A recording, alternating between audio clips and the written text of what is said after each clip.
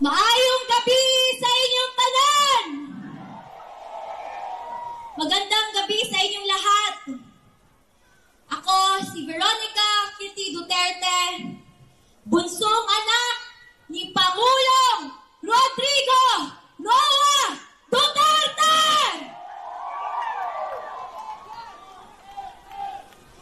Una sa lahat, lubos na nagpapasalamat ako sa patuloy niyong pagmamahal at pagsuporta kay PRRD, sa amin na pamilya niya, at sa Duterte!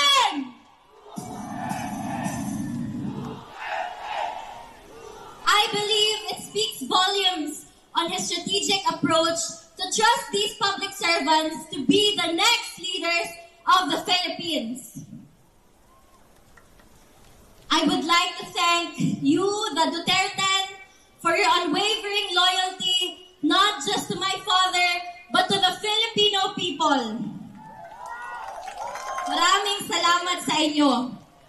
Your principles cannot be bribed with money, power, and influence. It will not be forgotten.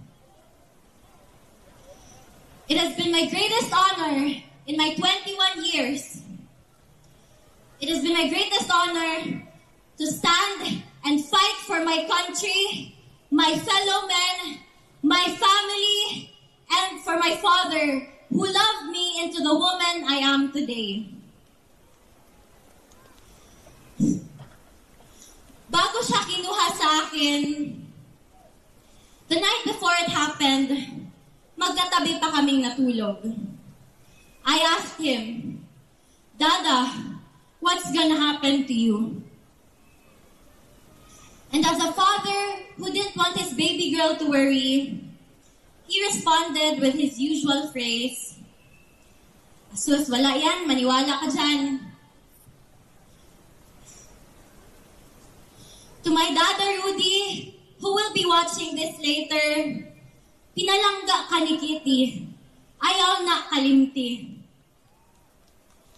Know that I remain unafraid, unbent, and unswayed, just like you. Your battle is my battle. Mabuhay ka at mabuhay ang Pilipinas!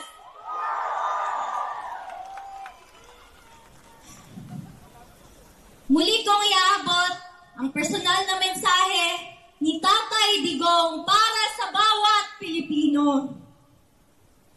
Sabi niya, exercise your right to vote and do so wisely. My warmest greetings of love to every Filipino. Mga kababayan, mga kabataan, 4 na araw na lang bago ang eleksyon. Huwag niyong ipagbili ang inyong mga boto.